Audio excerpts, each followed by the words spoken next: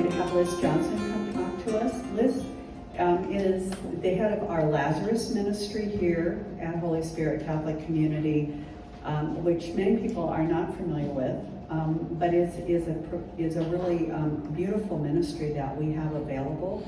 And she's going to tell you a little bit about that. The Lazarus Ministry came to us a few years ago when Marcia and I moved to our area. She had been up in Lewiston and they had the Lazarus Ministry. She talked to Father Henry about it and he thought that that would be a good program for us. So we started a grassroots effort here. And the main thing that the Lazarus Ministry does is it frees up the priests, deacons, and office staff. I spend anywhere from 2 to 4 hours from beginning to end with funeral planning and the service. And at times when we've had 15 funerals over a 2-week time period, the priests just can't keep up with it. I want to talk a little bit about the different types of services that we have. I want to start with the night before. You can have a viewing only. You can have a vigil service. You can have a rosary. You can have a combination of all of those. And a lot of times the loved one says, Mom prayed the rosary every day. We have to have a rosary. That's lovely. But if the family isn't practicing, then he'll do an abbreviated rosary. If we're here in St. Anthony's, it's an excellent opportunity to do a teaching rosary with our beautiful mosaics up behind the altar. So I'll have those conversations with the family members about what do you want. We did one just a couple weeks ago, and the mother had died and then dad died, and the son said, we did a rosary for Mom. It was very uncomfortable. He wasn't practicing, he didn't understand it. So we try to honor our Catholic traditions. You don't have to do anything the night before, if that's your wishes. We have started having a rosary or a viewing just before the funeral.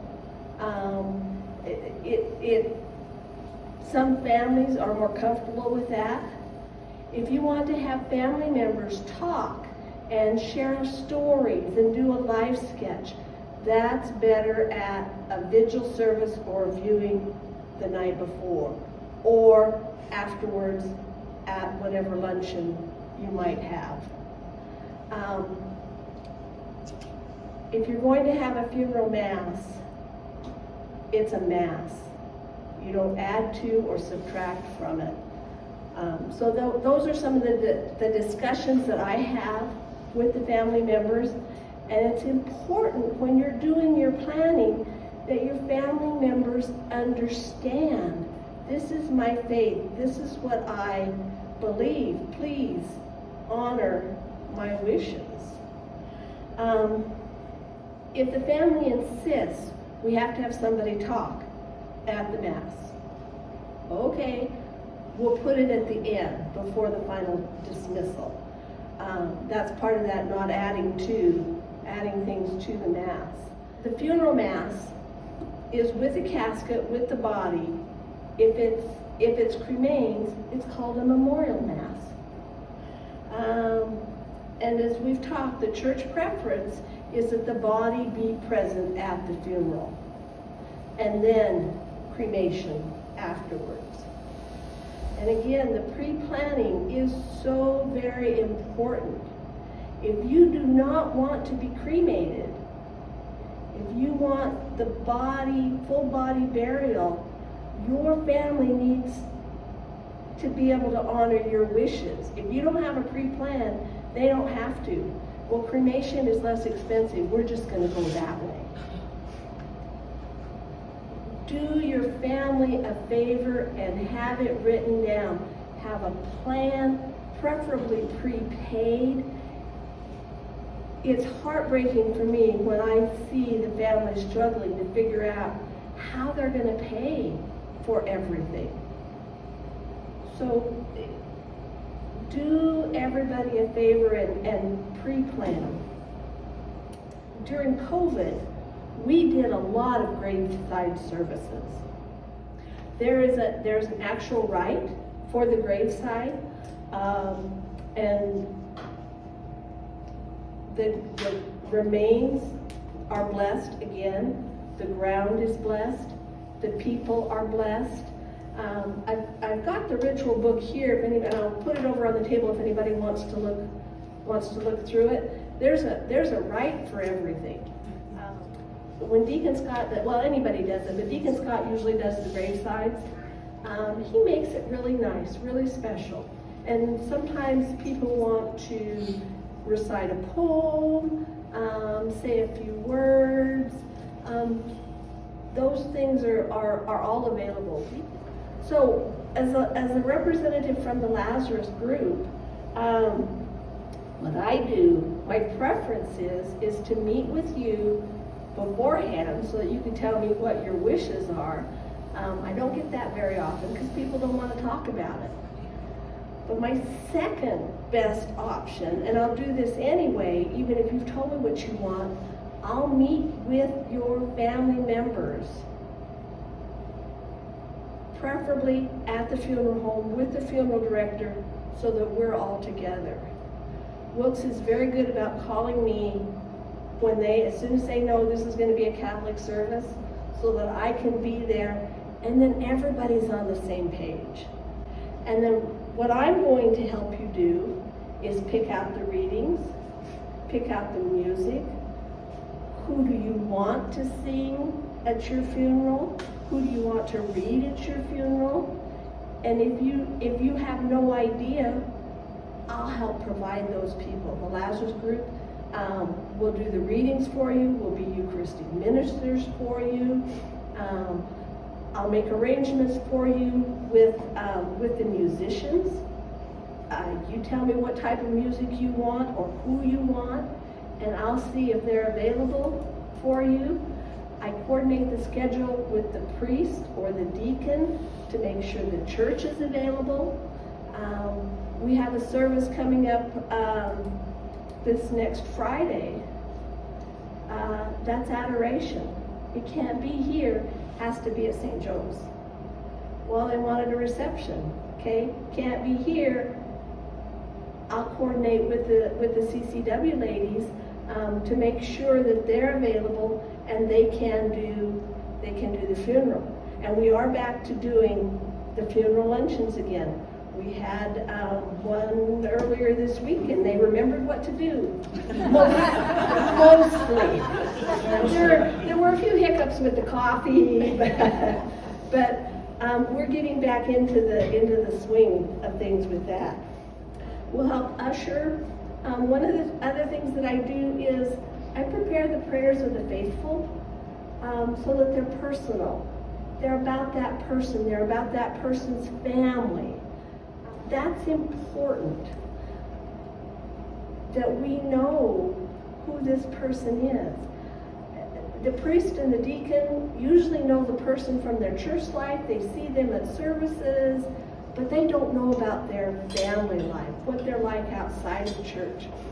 I gather that kind of information to share with the priest and the deacon so that it gives them a better understanding of who this person is. We want to ensure that the family members know that their loved one was a part of our church family. And we're going to miss that person as a part of the church family. Father Henry told me one time that he likes to do the funerals because it's his opportunity to help bring people to the church or back to the church. And he told me that very early on in the birth of this ministry. And as I've been doing this for 4 or 5 years now, it's very, very true. We see family members coming back to church on a more regular basis, becoming more involved in their faith. I got a call just yesterday from a woman who lost her husband.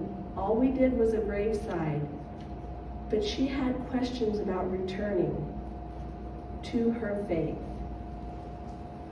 So it's in a time of evangelization. I personally don't think that you should pick the scripture readings for your funeral. I think your family members should do it. Because that's one of the things that I ask, or I tell them, when you're doing your, when you're looking through these books, what jumps out about your mom, your dad, your son, your daughter? Pick that reading. Now, I've brought some things. Over there on that table is the book I use that has all of the readings in it. It's a little bit intimidating. It's a huge book. There's lots of readings in it. I help you through that process. There's also some other books there about planning a Catholic funeral. You can get them online at Amazon. I couldn't decide. We were going to just hand out one book, but they're all a little different. So you can have those over there.